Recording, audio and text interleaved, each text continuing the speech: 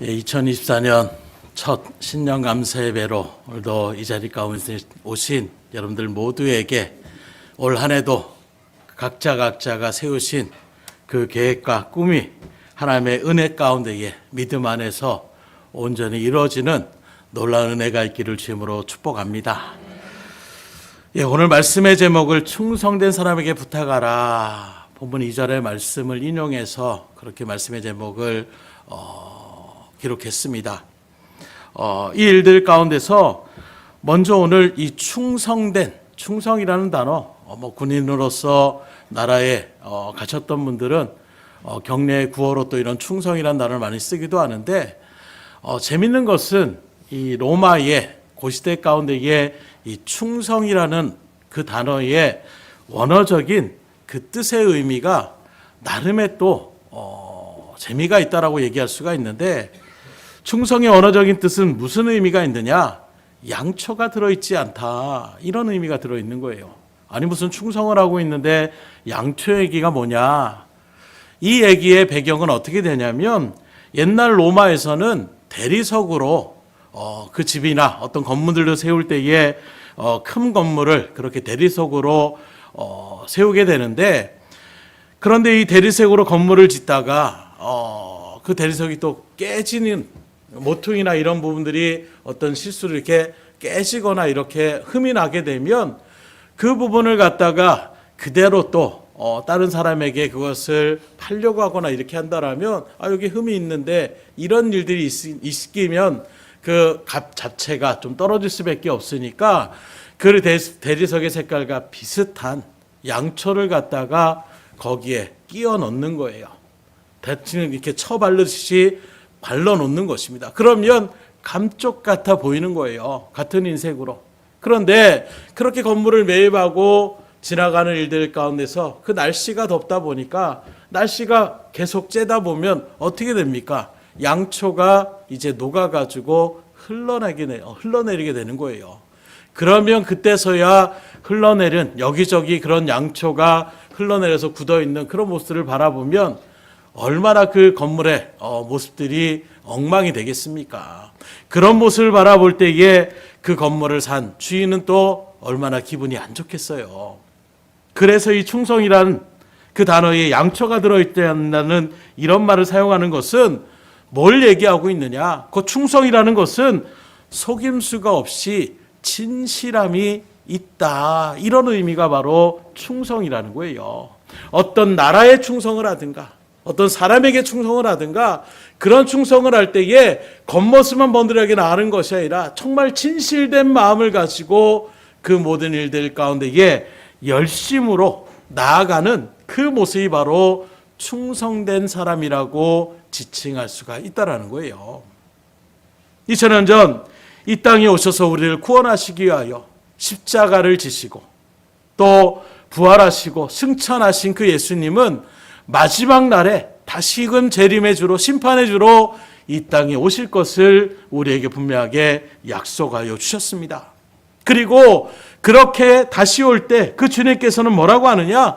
그날에 착하고 충성된 종들에게 다시금 하나님의 은혜 가운데 그 종들을 만나러 오시겠다라고 약속하셨는데, 우리가 잘 아는 마태복음 25장 21절에 보면 주인이 이렇게 얘기합니다. 잘하였도다 착하고 충성된 종아, 내가 적은 일에 충성하였음에 내가 많은 것을 내게 맡기리니 내 주인의 즐거움에 참여할지어다. 이 말씀 가운데 바라보게 되면 주님은 충성된 사람을 굉장히 바라고 기대하시는 것을 우리가 말씀의 구절을 통해서 깨달을 수가 있는 것입니다. 그리고 우리가 아는 것처럼 이에 반해서 정반대로 악하고 게으른 종이라고 하나님께서 책망하는 그런 종의 모습이 있어요.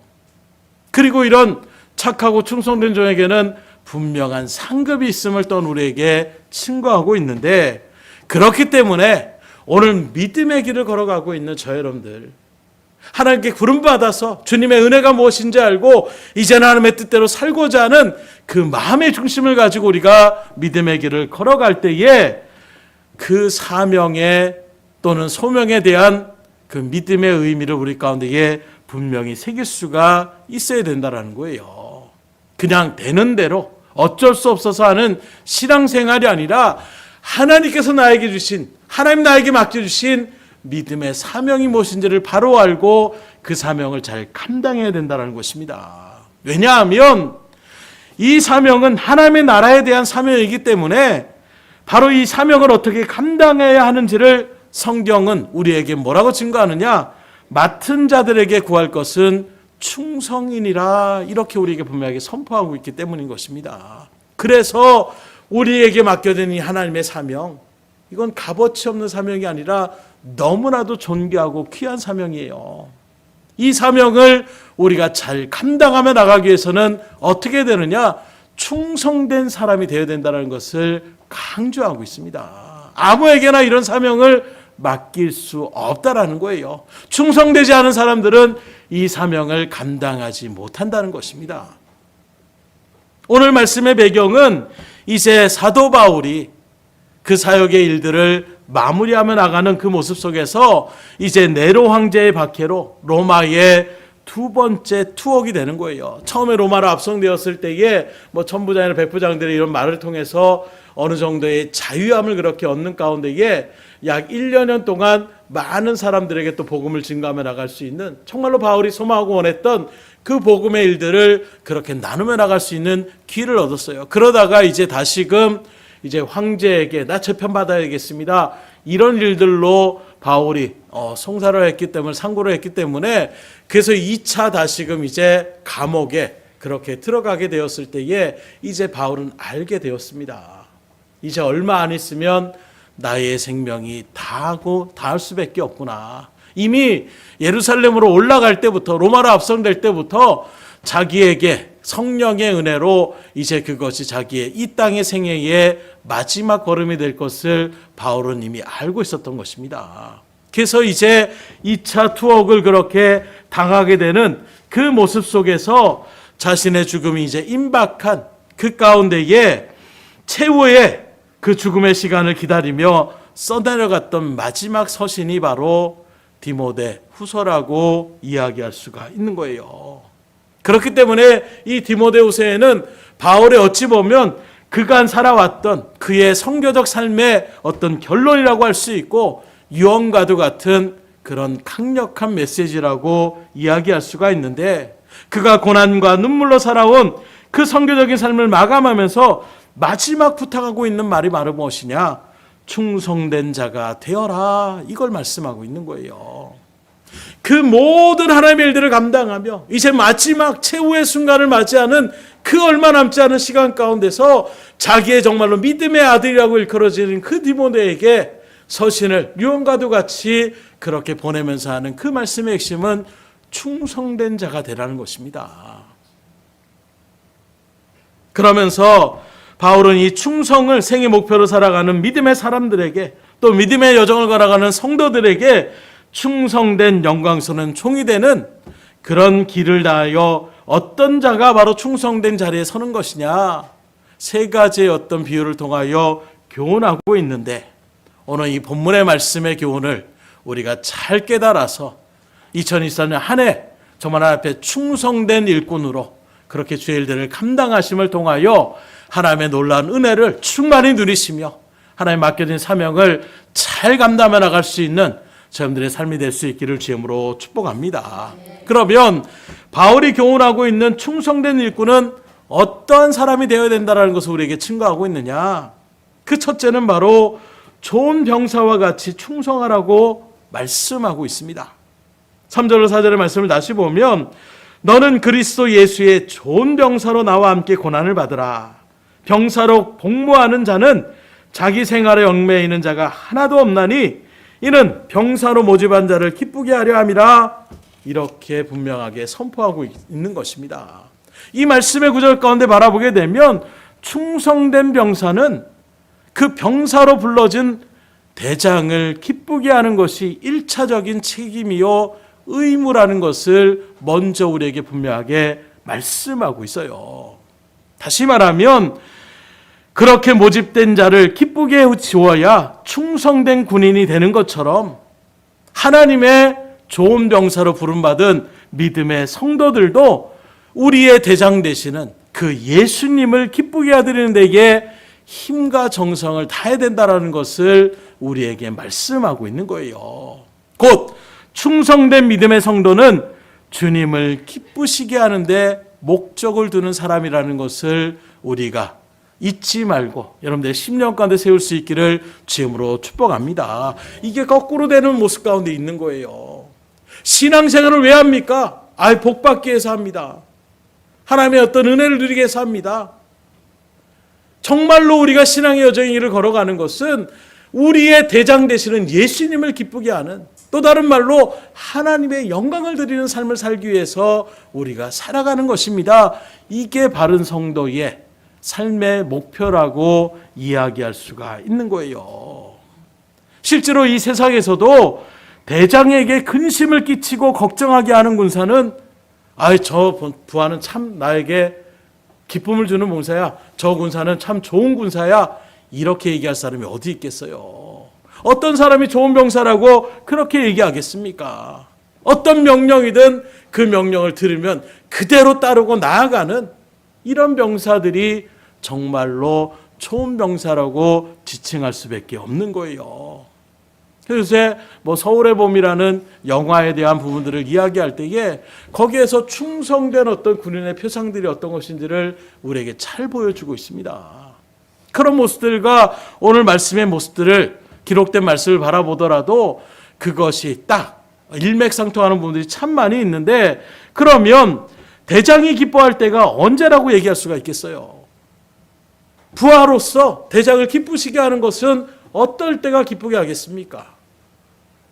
그 무엇도 아닌 지휘관의 명령에, 그 명령이 어떤 명령이라도 그대로 복종하며 나아가는 그 모습이 대장에게 기쁨을 주는, 정말로 얘는 믿을 만한 나의 지휘관이다, 나의 부관이다, 이렇게 지칭할 수가 있는 거예요. 말 한마디 할 때마다 제가 생각하는 그건 아닌 것 같습니다.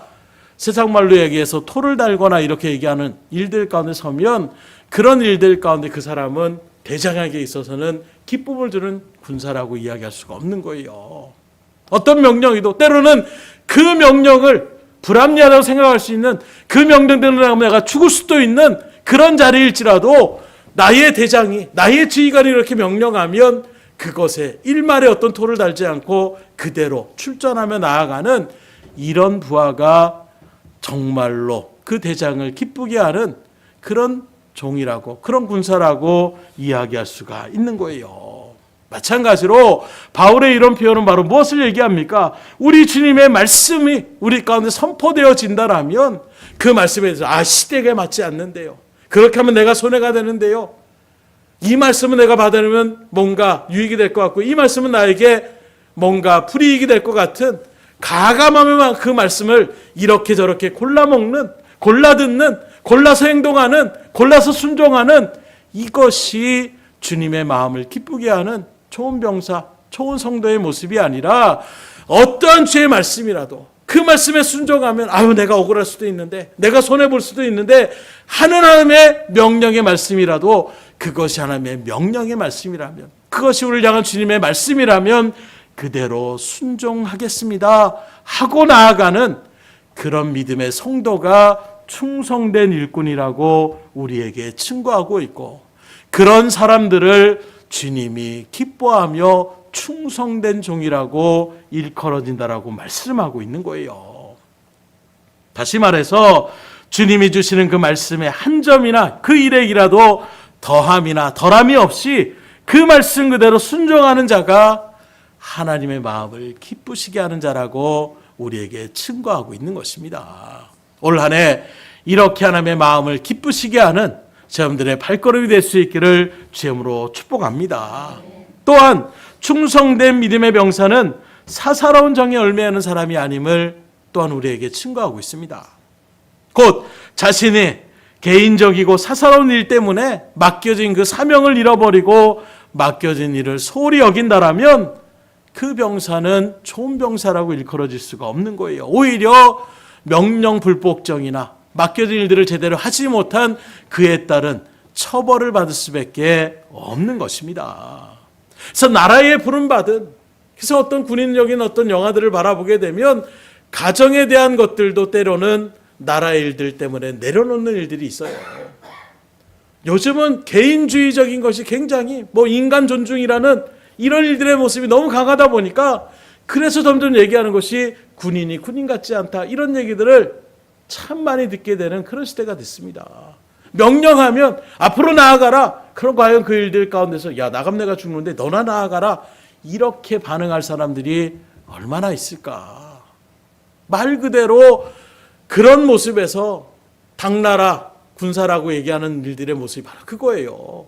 징겨가라 하는데 아무리 지휘관이 명령을 해도 그냥 뿔뿔이 흩어지고 자기 마음대로 그렇게 나아가는, 통솔이 되지 않을 때에 그 군세는 제대로 된 그 일들을 감당할 수가 없는 것입니다. 그래서 특별히 우리가 잘 아는 삼안의 어떤 우리나라의 고구려 백제 신라 시대 가운데 바라볼 때에도 계백이라는 어떤 장소에 대한 부분들을 어렸을 때 아예 교과서에 나오는 이야기처럼 그 정말로 5,000명의 500명의 결세대를 가지고 그 신라군을 맞으러 나갈 때에 가장 먼저 한 것이 자기들의 처자식을 갖다가 먼저 다 어차피 우리나라가 이렇게 치게 되면 죽을 수밖에 없고 여러 가지 험난한 일들을 당할 수 있는데, 그 모습에서 각오를 다지기 위해서 그렇게 처자식을 갖다가 다 자신의 칼로 그렇게 베어버리고, 또 영화상으로 바라보게 되면 아예 갑옷도 내가 갑주도 벗지 않겠다라고 그걸 꼬매가지고 그 일들 가운데 늘 전쟁에 마음을 쏟겠다, 이런 식의 모습들, 뭘 얘기하고 있습니까? 나라를 구하기 위해 나가는 분명한 각오로 나가는 그런 장군의 모습을 어찌 보면 우리에게 보여주고 있는 모습이라고 얘기할 수가 있는 거예요. 과연 이 말을 오늘 시대에 얼마나 받아들일 수 있을까? 이 세상은 받아들이지 못하더라도 오늘 주님의 말씀 우리에게 그것을 얘기하고 있어요. 적어도 병사로, 군인으로 그렇게 부름받은 사람이라고 한다라면 자신의 개인적인 일보다 더 크고 중요한 일이 주어졌음을 분명하게 인지하고 지휘관의 명령에 복종하며 국가와 민족을 위하여 자신의 목숨이라도 그렇게 내어주며 나아가는, 이것이 바로 정말로 좋은 믿음의 병사임을 이야기하고 있는 것입니다. 이것은 바로 무엇을 얘기하느냐? 우선순위에 대한 부분을 이야기하고 있는 거예요. 신앙의 길을 걸어가는 우리들에게 있어서 여러분들에게 우선순위는 어디에 있습니까? 하나님에 대한 말씀의 우선순위가 있습니까? 아니면 내가 하는 내 행복, 내가 하는 성공, 내가 바라고 원하는 소원, 이것이 우선순위가 되고 그런 것들의 보조 역할로 하나님의 기도하며 하나님이 도와주심을 바라며 나아가는 이런 신앙의 모습 가운데 있습니까? 이건 신앙생활이 아니라 엄밀히 얘기한다면 종교생활이라고 이야기할 수밖에 없는 거예요. 종교인은 자신이 주체가 되는 것을 이야기하고 있습니다. 신앙의 길은 자신이 주체가 되는 것이 아니라 우리를 불러주시고 우리를 구원하여 주신 그 하나님의 뜻대로 내가 믿음의 결단을 하고, 이것은 내가 하고 싶지 않는데, 또는 이것 때문에 내가 여러 가지 불이익을 당할 수 있음에도 불구하고 그것이 하나님의 뜻이라면 그대로 나아가는 그런 모습에서 사사로운 어떤 개인적인 그런 것들에 대해서 얽매이지 않고 항상 하늘에 맡겨진 그 믿음의 사명을 최우선에 두고 나아가는 그 발걸음이 바로 진정한 하나님의 부름받은 성도의 자리임을 우리에게 증거하고 있는 거예요. 실제로 바울은 그렇게 살아갔던 사람이었습니다. 그러니 오늘 이 말씀을 받은 저 여러분들도 하나님의 나라를 위해서 그리스도 예수의 좋은 군사로 부름을 받은 자들임을 분명하게 마음 가운데 새기시고 하나님의 나라의 확장을 위하여 사사로운 세상의 것들을 정리하며 주님의 역사를 위하여 그런 모든 것들을 먼저 내려놓고 겸손하게 주의 말씀의 뜻을 받들어 하나님의 뜻을 이뤄나가는, 영혼을 살리며 영혼을 구하는 일들 가운데에 정말로 최선을 다하며 나갈 수 있기를 주임으로 축복합니다. 그런 일들 가운데 우리가 그 본분을 잃어버리면 안 되는 거예요. 교회의 기간은 말씀드리는 것처럼 우리가 교제하는 기간으로 끝나는 기간이 아닙니다. 우리가 같이 모여서 식사하는 자리가 아니에요. 같이 모여서 그냥 예배변 드리는 자리가 아닙니다. 교회의 기간을 하나님께 세우신 것은 모여 하나님의 뜻을 온전하게 깨닫고 하나님 앞에 영광을 돌리며 그 영광이 가장 유신할 수 있는, 흩어지면 복음을 전하고 영혼을 살리는 일들 가운데에 발걸음하며 나가는 그런 기간으로 하나님께서 세우신 기간이에요. 하나님께 영광을 돌리고 하나님께 기쁨을 주는 자리. 무엇이 하나님께 기쁨을 주는 것입니까? 영혼을 살리며 나가는 것입니다. 그 영혼을 구원하며 나가는 자리임을 잊지 마시고 정말로 오늘 한 해 여러분들의 심령 가운데에 하나님을 기쁘시게 하는 일들 속에 정말로 내 믿지 않는 가정에 사람들을, 친척들을, 이웃들을, 친구들을, 주변에 있는 사람들을 정말 하나님의 복된 자리로 이끌어가기 위하여 열심으로 준비하며 나갈 때 하나님 지혜를 주시고 능력을 주셔서 정말 하나님의 큰 기쁨을 줄 수 있는 믿음의 한 해가 될 수 있기를 소망하시고 그렇게 다른 박질하며 나갈 수 있기를 주님으로 축복합니다. 세 번째로 좋은 군사는 지휘관과 함께 고난과 같이 받아야 된다고 말씀하고 있어요. 3절의 말씀을 다시 보면 너는 그리스도 예수의 좋은 병사로 나와 함께 고난을 받으라. 좋은 병사는 대장을 위하여 고난을 받는 것을 오히려 기뻐하는 자라는 것을 이야기하고 있습니다. 나아가서 자신이 고생하고 고난을 받아도 그 영광을 내가 취하는 것이 아니라 대장 되시는 그 예수님, 그 하나님 앞에 영광을 돌리며 나가는 것, 이것이 바로 믿음의 좋은 병사로 부름받은 성도의 발걸음인 것을 우리에게 증거하고 있는 거예요. 그래서 가끔씩 내가 열심히 수고하고 메달을 땄거나 어떤 상을 받거나 했을 때에 이 모든 것을 허락하신 하나님 앞에 먼저 영광을 돌립니다 라는 이런 믿음의 고백을 정말로 여러분들이 소원하시고 나에게도 그런 믿음의 고백을 올려나갈 수 있는, 그래서 어떤 누가 이거 어떻게 그럴 수 있습니까? 제가 한 것이 아니라 하나님이 나에게 은혜를 주셔서 하나님께서 이 일들을 진행하여 주신 것입니다. 저는 그저 하나님의 뜻 가운데 섰을 뿐입니다. 철저하게 하나님 앞에 먼저 영광을 돌리며 나갈 수 있는 저희들의 믿음의 고백이 될 수 있기를 주님으로 축원합니다. 그래서 믿음의 성도된 우리들도 주님을 위하여 고난을 두려워하는 자가 되어서는 안 돼요. 오늘 새벽에도 말씀드렸지만 우리 가운데 이 고난은 필수적으로 다가올 수 있습니다. 왜냐하면 이 세상에 권세를 잡고 있는 사단 마귀는 어떻게든지 복음이 전파되지 못하도록 마지막 그때까지 발악을 하듯이 나아가는 것이 사단의 그런 역사요. 그러기에 주의 일들을 감당해 나가는 우리가 복음의 역사, 그 생명을 살리는 일들을 어떻게든지 해방하며 나가려고 하는 이 일들 가운데 이게 부딪힘이 될 수밖에 없는 거예요. 그래서 특별히 여기 좋은 병사라고 하는 것도, 병사라는 것은 생명을 거는 것입니다. 그래서 우리나라도 지금도 그 병역 의무를 그렇게 나아가며 나갈 때에 많은 청년들이 그것 때문에 고민도 하고 또 많은 부분들이 걱정도 해요. 왜 그렇습니까? 군대라는 곳 자체가 또 다녀온 사람들도 마찬가지입니다. 1,000만 원 줄 테니까 군대 한번 다시 갔다 오세요. 안 갑니다. 왜 그렇습니까? 군대라는 장소 자체가 아무리 편해졌다, 아무리 예전보다는 나아졌다 하더라도 여전히 군대는 여러 가지 억압과 여러 가지 명령체계와 이런 것들이 있는 자리 가운데에 자신의 어떤, 오늘 나오는 것처럼 그대로입니다. 군대를 겪어온 사람들은 아시겠지만 거기에서 인간적인, 저 지금 이런 일 때문에 하지 못합니다. 야, 까라면 까야지, 뭔 소리 하는 거야. 이렇게 얘기하면 그냥 그 명령에 따라가는 거예요. 이거는 안 될 것 같은데요. 안 되는 거 없습니다. 무조건 해야 된다는 것을 주시키며 나가는 일. 참 신기한 것은 또 그렇게 주지를 당하면 어떻게든 그 일들을 또 진행하며 나가게 되더라고요.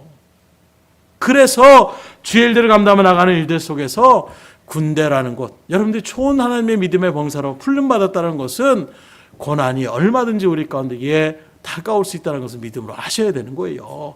그러나 그렇다고 해서 우리가 두려워할 필요 없습니다. 나 그러니까 안 할래. 낙심하고 그것을 피하려고 할 필요 없어요. 하나님께서 넉넉히 이기게 하여 주신다라고 또한 약속해 주셨고, 우리 힘으로 나가면 힘들 수밖에 없지만 우리의 대장 되시는 주님이 우리와 함께 하실 때에 그 어떤 사단의 권세도 이겨나갈 수 있음을 믿으시기를 주님으로 축원합니다. 다만 그 일들 가운데서 그 대장 되신 예수님을 위하여, 그 주님의 그 믿음의 길을 걸어가기 위하여 나에게 닥쳐지는 그 어떤 일들도 각오를 다지며 나아가겠다라는 이 믿음의 결단이 우리 가운데 세워지는 것, 이것이 바로 충성된 일꾼의 바른 신앙의 모습임을 우리에게 증거하고 있는 것입니다.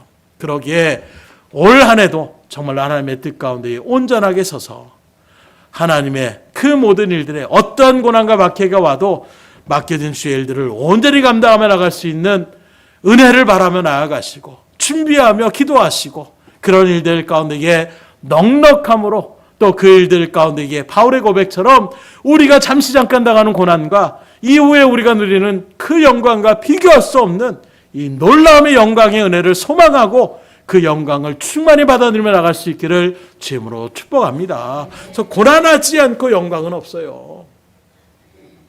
세상에서도 정말로 힘든 일들을 했을 때에 그 다음에 오는 어떤 그런 즐거움은 배가 될 수밖에 없는 것입니다. 배부른 사람에게 음식을 더 먹으라고 했을 때에 아유 그만 좀 주세요. 아유 배불러 배 터지겠습니다.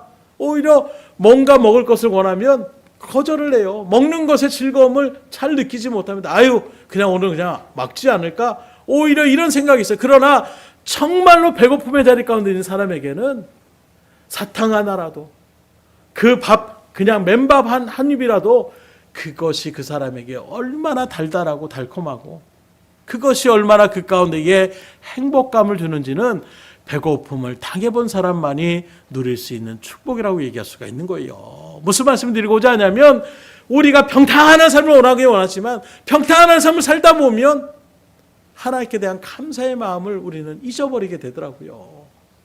구약의 말씀에 나타나는 이스라엘 백성의 모습이 그랬고 오늘날 믿음의 길을 걸어갈 때에도 많은 사람들이 그런 고백들을 듣을 수밖에 없는 것입니다. 그러기에 고난을 두려워하지 마세요. 고난이 있기 때문에 그 위에 다가오는 하나님이 주시는 그 은혜와 영광이 정말로 벅차오르는 그 감격은 이루 말할 수가 없는 이 놀라움의 은혜는 믿음으로 그 고난도 두려워하지 않고 나가는 그 발걸음 가운데 하나님께서 누리게 하여 주시는 거예요. 애초부터 고난을 받지 않는 자리 가운데 있으면 그 은혜가 무엇인지도 깨닫지 못합니다. 사역의 현장에 들어가게 되니까 어쩔 수 없이 저도 웬만하면 고난을 받는 것을 즐겨하는 사람은 아닙니다. 누구도 그럴 거예요. 그러나 사역의 현장이니까 그대로 순종하고 그런 일들 가운데 나아가다 보면 부딪히는 일들이 있는 것입니다. 그런 모습에서 그 모든 것들도 하나님 앞에 기도함으로 그리고 맡겨진 사명이기에 그대로 나갔을 때에 하나님께서 정말로 은혜를 주시는데 참을 수가 없는 거예요. 아 참아야지. 또 특별히 한국 남자들의 특징이 너 눈물이나 이런 것들은 참아야 된다. 이런 것들이 어렸을 때 들어서 참으려고 해도 그 감독과 감격은 참을 수가 없는 거예요. 그냥 막 터져 나오는 것입니다. 너무나도 은혜가 넘치는 거예요. 그런 은혜를 누리게 되니까 감사함으로 하나님께서 믿음의 모습을 고난을 두려워하는 자리가 아니라 그 다음에 주신 하나님의 은혜의 감격이 얼마나 크다라는 것을 깨달을 때에 그 고난을 넉넉함으로 이겨나갈 수 있는 조금이나마 그런 믿음의 자리 가운데로 세워주시더라고요. 올 한 해 여러분들도 그런 은혜를 누리며 나아갈 수 있기를 주님으로 축원합니다. 그래서 우리가 먼저 믿음의 길을 앞서간 바울은 이렇게 담대하게 선포합니다. 로마서 14장 8절에 보면 우리가 살아도 주를 위하여 살고 죽어도 주를 위하여 죽나니 그러므로 사나 죽으나 우리가 주의 것이로다. 이 믿음의 고백이 있는 바울이기 때문에 그의 여정에 어떤 고난과 역경이 와도 바울은 두려움 없이 그 일들을 진행하며 나갈 수가 있는 것입니다. 이 바울의 고백이 여러분들의 삶의 고백이 될 수 있기를 주님으로 축복합니다. 두 번째로 오늘 말씀을 바라보게 되면 경기하는 자의 충성을 배우라고 교훈하고 있어요. 5절의 말씀입니다. 경기하는 자가 법대로 경기하지 아니하면 승리자의 관을 얻지 못할 것이며. 운동하는 운동선수들이 왜 운동을 합니까? 특별히 아마추어는 취미생활로 이렇게 할 수 있지만 저도 프로라고 일컬어지는 운동선수들은 뭐가 됩니까? 최고의 선수가 되거나 또 올림픽에 출전을 하면 메달을 따고자 하는 그런 마음으로 더 나아가서 신기록을 세우겠다라는 그런 모습으로 운동선수는 운동을 하는 거예요. 그리고 그 기록을 위해서 그 메달을 위해서 마지막까지 멈추지 않고 있는 인 없는 인까지도 다 쥐어짜내서 그 모든 일들 가운데에 골인 지점을 향하여 나가는 것, 이것이 바로 경기장에서 경기를 임하는 경기자의 자세라고 이야기할 수가 있는 거예요. 그렇다면 믿음의 성도에게 있어서 목표는 무엇이라고 얘기할 수가 있겠습니까? 세상에서 운동선수들은 메달을 또 면류관을 받기 위해서 그렇게 나간다면 과연 믿음의 성도된 우리들의 신앙의 여정의 경주 가운데 우리가 다른박질하며 나갈 때에 우리의 목표점은 과연 무엇이냐라는 거예요. 말씀에 비춰보면 성도들의 목표는 예수님을 닮아가는 것입니다. 나에게 맡겨진 십자가를 치는 거예요. 나아가서 궁극적으로 우리가 바라보는 목표는 바로 무엇이냐? 그렇게 주님을 닮아가는 가운데 나에게 맡겨진 사명, 그 십자가의 사명을 감당하며 이제 주님을, 우리를 맞이하며 나가는, 우리를 영접하여 나가실 그 구원의 은혜의 영광의 자리가 우리의 최종적인 목표라고 이야기할 수가 있는 거예요. 곧 우리의 삶의 목표는 이 세상의 성공이 아니라 마지막 그날에, 또 나의 마지막 날에 착하고 충성된 동안 네가 작은 일에 충성하신 이제는 나와 함께 많은 것을 누리라고 두 팔을 벌려서 여러분들의 그 충성된 모습을 기쁨으로 받아들이며 나아가는 주님의 그 영광의 구원의 자리가 성도의 마지막 목표요, 목적이라고 이야기할 수가 있다는 거예요.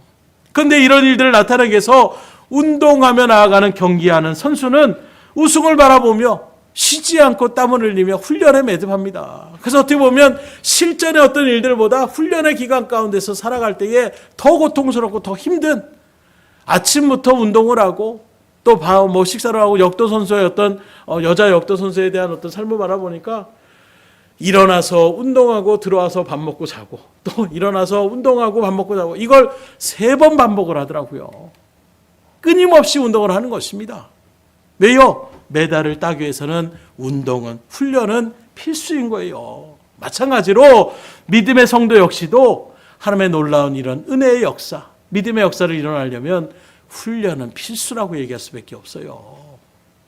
하루아침에 느닷없이 십자가 주세요, 내가 지겠습니다, 그렇게 할 수 있는 것이 아니라는 거예요. 나에게 맡겨진 그 십자가, 주님께서 나에게 맡겨진 그 사명을 감당하기 위해서는 그냥 하루아침에 되는 것이 아니라 바울도 이 사명을 감당하기 위하여 10년이 넘는 세월 속에서 그렇게 말씀과 기도에 집중했던 삶을 살았던 것을 우리가 바라볼 수가 있는 것입니다. 믿음의 일들의 역사를 우리가 이뤄나가는 그냥 거저먹기식으로 나가는 것이 아니라 먼저 우리가 땀 흘려 수고하는 그 믿음의 준비의 과정 속에서 하나님은 그 발걸음을 통하여, 그 손길을 통하여, 그 입술의 선포를 통하여 놀라운 영혼의 구원을 이루어 나가시는 거예요.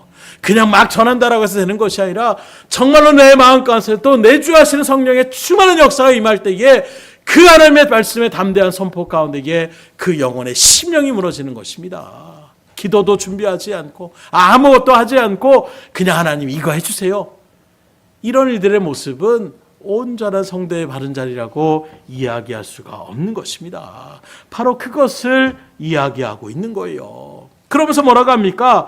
운동하며 운동장에서 경기하는 그 선수는 자기 마음대로 그렇게 경기하는 것이 아니라 반드시 법대로 해야 된다라고 말씀하고 있어요.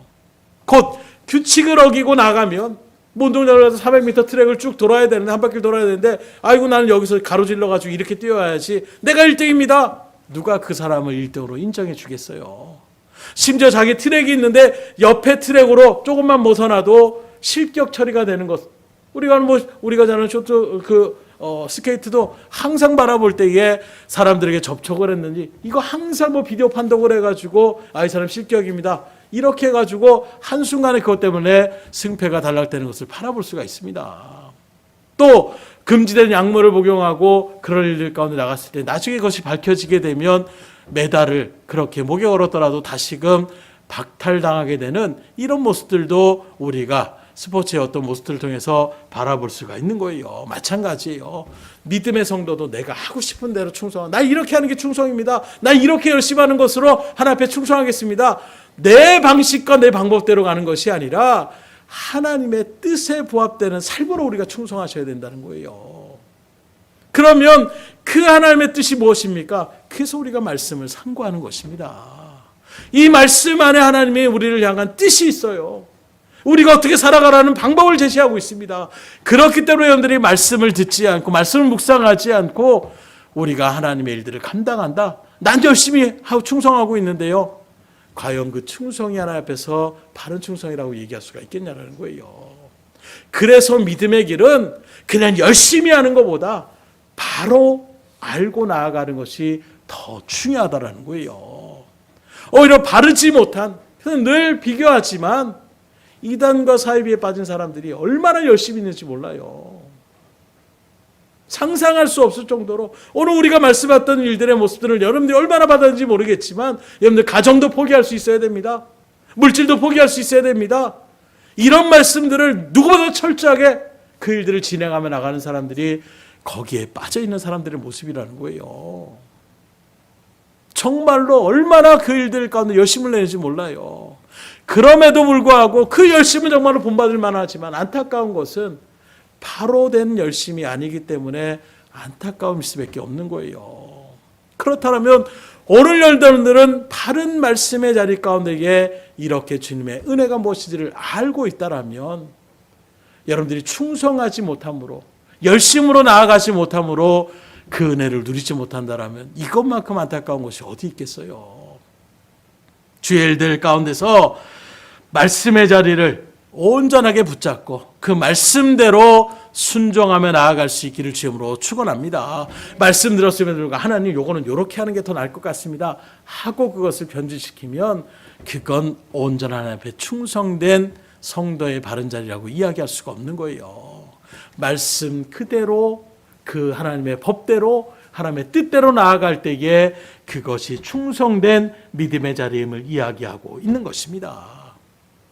우리가 잘 아는 요한계시록 2장 10절에 바라보게 되면 너는 장차 받을 고난을 두려워하지 말고 볼지어다 마귀가 장차 너희 가운데서 몇 사람을 오게 던져 시험을 받게 하리니 너희가 10일 동안 환난을 받으리라. 내가 죽도록 충성하라. 그리하면 내가 생명의 간을 내게 주리라.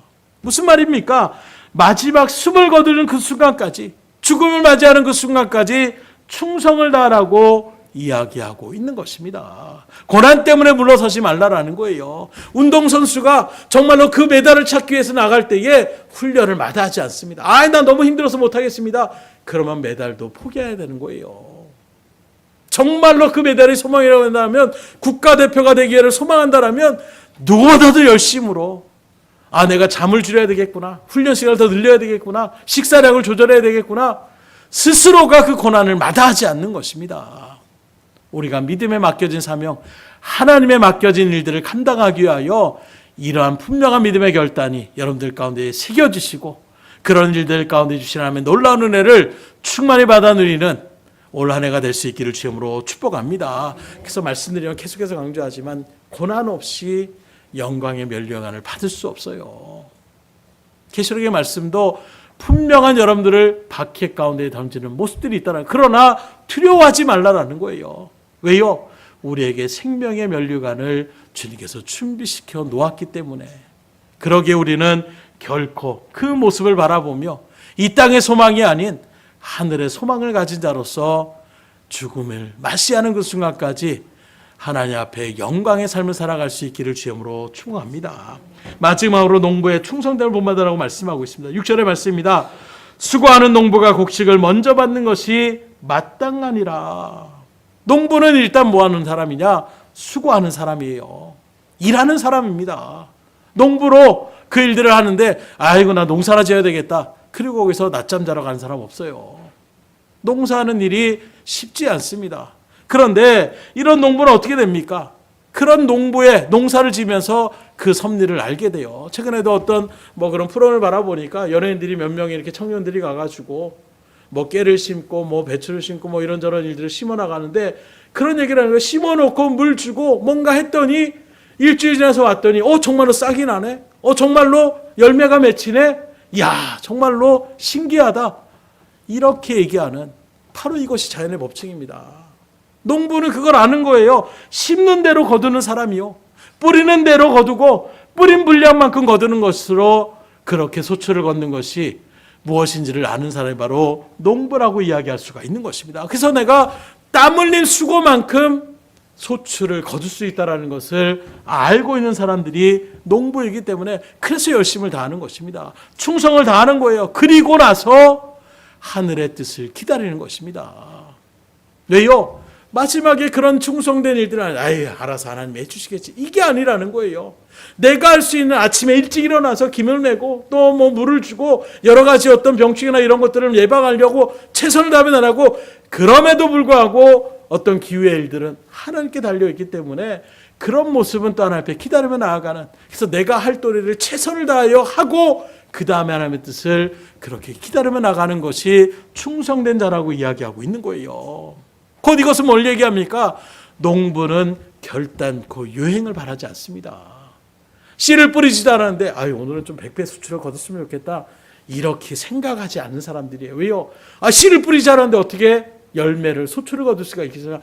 뻔히 알고 있기 때문에 그런 것들은 애초에 바라지도 않는 거예요. 마찬가지로 믿음의 성도된 우리들도 유행을 바라면서 신앙생활 하시면 안 된다는 것입니다. 내가 뿌린 대로 거둘 것임을 분명하게 아시고, 내가 심은 대로 거둘 것임을 알고 충성하며 나갈 수 있기를 주님으로 축원합니다. 그렇지 않고 심지도 않고 수확을 기다리는 사람은 충성된 일꾼이라고 얘기할 수 없어요. 뿌려놓지도 않고 무언가를 얻으려고 하는 사람은 잘못된 사람입니다. 도둑놈 심보라고 이야기할 수 있어요. 그래서 남들이 일한 것을 그냥 슬쩍 가져가는, 이게 뭡니까? 자기는 땀 흘려 수고하고 싶지 않다라는 거예요. 그리고 남의 것을 탐하게 되면 그게 도둑이지 무엇이 도둑일 수가 있겠습니까? 그러므로 우리가 신앙의 성도, 또 하나님 앞에 기쁨을 주는, 그리고 하나님의 일들 가운데 부름받은 성도라고 하면서 정작 기도하지 않고 하나님의 응답을 기다리는 것은 잘못된 거라는 거예요. 알아서 해주시겠지. 주님 우리에게 너는 내게 부르짖으라, 기도하라, 쉬지 말고 기도하라, 우리에게 말씀하고 있는데 정작 에이 하나님이 다 알아서 해주시겠지, 정작 기도의 자리에 서지도 않고 하나님 뭔가를 해주기를 바라는 이런 것들은 잘못된 자리라는 거예요. 충성하지 않고 면류관을 바라는 것은 잘못된 것입니다. 말씀에 순종함 없이 하나님의 영광을, 생명의 면류관을 얻으려고 하는 것, 잘못된 자리일 수밖에 없음을 분명히 깨달을 수 있기를 주님으로 축원합니다. 그래서 농부에게서 배워야 할 것은 심는 대로 거두고 뿌린 대로 거둔다는 것을 말씀하고 있어요. 충성된 농부는 말이 필요 없습니다. 말로 일하지 않아요. 저기 씨 뿌려야 되는데, 저거 뭐 잡초들 뽑아야 되는데 말하지 않습니다. 일하는 농부는 보이는 대로 가서 뽑아내는 거예요. 잘못된 것이 보이면 지금 말라가고 있구나, 빨리 가서 물을 길어서 물을 붓는 것입니다. 이거 물 줘야 되는데, 이거 물 없으면 안 되는데, 이러고 돌아간다라면 어떻게 되겠습니까? 바로 이것이 농부의 삶인 것처럼 모든 일 하나님 앞에 행하는 사람으로 자신을 다스릴 줄 아는 사람이 바로 충성된 사람이라고 이야기할 수 있는 거예요. 교회에서는 말이 많은 것이 아니라 그 모든 일들이 보이는 대로 내가 먼저 섬기며 나아가는 이런 발걸음 가운데 서는 모습이 바로 충성된 일꾼이라고 이야기할 수가 있는 것입니다. 또는 농부는 인내를 아는 사람이라고 얘기할 수 있어요. 아는 것처럼 이른 봄에 씨를 뿌리고 그리고 가을에 추수를 그렇게 기다리며 나아가는 사람들이 농부라고 이야기할 수가 있는 것입니다. 그런 모습에서 상추나 이런 것들은 짧게는 3개월 이런 가운데 소출을 거두지만, 길게 또 과실나무나 이런 것들은 1년, 2년 정도를 또 기다려야 그 다음에 열매를 맺게 되는, 소출을 또 그렇게 거둘 수 있는 이런 일들의 삶이 농부의 인내의 삶이라고 이야기할 수가 있는 거예요. 마찬가지로 충성된 믿음의 성도는 기다림에 승리한 자가 되셔야 됩니다. 바로 내가 했으니까 뭘 바로 주시겠지, 너무 조급함으로 나가다 보면 털썩 주저앉는 그런 모습들이 많이 있는 거예요. 성경은 그래서 땀 흘려 그렇게 씨를 뿌린 자에게 기쁨으로 단을 거둘 때가 있다라고 얘기하고 있습니다. 그러니 인내하며 나갈 수 있기를 주님으로 축원합니다. 오늘 내가 땀 흘려 희생하며 그렇게 수고했다고 하더라도 그 열매가 내 생전에 내 손을 거두지 못하고 다음 세대로 넘겨진다고 할지라도 역사의 먼 훗날을 바라보며 수고를 아끼지 않고 나아갈 수 있는 여러분들의 발걸음이 될 수 있기를 주님으로 축복합니다. 그래서 바울도 실제로 로마에 가서 복음을 전해서 당장 로마가 뒤집어지지 않았습니다. 그가 죽고 40년이 지난 후에 정말로 온 세계의 복음이 전파되는 이런 놀라운 역사들을 기독교의 역사를 통해서 바라볼 수 있는 거예요. 내 때에 이루어지지 않는다라고 해서 손을 놓는 것이 아니라 내가 맡겨진 일들을 최선을 다해서, 그리고 내가 뿌린 씨앗은 어느 순간에 반드시 열매를 거둘 수 있다라는 이 믿음의 자리 가운데 인내함으로 주의 일들을 감당하셔서 올 한 해도 조급함이 아닌 넉넉함으로, 오래 참으심으로 맡겨진 일들을 다시금 다 잡으시고, 이때까지 몇 년 동안 기도해도 기도의 응답이, 특별히 영혼을 살리며 나가는 응답이 이루어지지 않아서 자포자기하고 안 되는 거 스스로 생각하는 마음들이 있다면 오늘 이 말씀을 통해 다시금 마음을 다 잡으시고 계속해서 주님께 의지하며 기도하는 가운데에 놀라운 열매의 소출을 그렇게 하나님의 은혜 가운데 맺힐 수 있기를 주님으로 축복합니다. 말씀을 드립니다. 오늘도 그 주님께서는 충성된 믿음의 성도들을 찾고 계신다라고 말씀하고 있어요.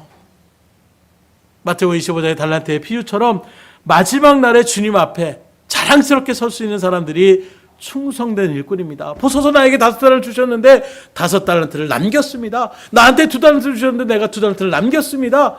주인이 왔을 때에 자랑스럽게 주님 앞에 설 수 있는 사람이 충성된 사람이라고 이야기할 수가 있는 거예요. 그러므로 믿음의 좋은 군사로서 우리는 생명을 다하기까지 그 하나님의 말씀의 뜻대로 순종함으로 충성하셔야 되는 거예요. 운동장에서 경기하는 운동선수처럼 끝까지 최선을 다하여 충성을 하여야 되는 것입니다. 씨를 뿌려놓고 기다리는 농부처럼 인내하며 그 소출을 기대하며 나가는 것이 우리의 발걸음이 되어야 되는 거예요. 다시금 목숨 바쳐 충성한 군인처럼 승리한 그런 군인에게 승리의 영광이 지어지듯이, 최선을 다하여 충성한 경주자에게 승리의 면류관이 주어지듯이, 마지막까지 인내를 다하여 충성한 농부가 풍요한 결실의 기쁨을 맛보듯이, 주의 사랑하심과 하나님의 자녀된 저놈들도 세상에 있을 이 동안에 맡겨진 사명을 잘 감당하시고 충성되의 그 일들을 이루어 나가셔서 하나님의 은혜를 충만히 받아 누리며 나갈 수 있는 복된 한 해가 될 수 있기를 주님으로 축복합니다. 기도하겠습니다. 하나님 감사합니다. 오늘도 주의 말씀의 은혜 가운데 우리를 불러주신 하나님, 2024년 첫 주일 예배로 주님 앞에 이렇게 나아갈 수 있도록 우리를 붙잡아 주신 하나님, 오늘 말씀대로 믿음의 좋은 병사로서, 또 운동하는 경기자로서, 또 씨를 뿌리며 그 소출을 기대하며 나가는 농부로서 올 한 해 이러한 충성된 마음을 가지고 주의 일들을 감당하기 원하며 믿음으로 결단하며 나가는 그 심령신도들마다 하나님께서 함께하여 주시고 놀라운 은혜를 우리에게 허락하여 주셔서 영광을 누리게 하여 주시고 승리의 면류관을 쓰게 하여 주시고 아름다운 열매들을 풍성히 맺히며 나갈 수 있도록 인도하여 주시옵소서. 모든 것을 주님 앞에 의탁드리며 예수의 손 받들어 기도드렸사옵나이다. 아멘.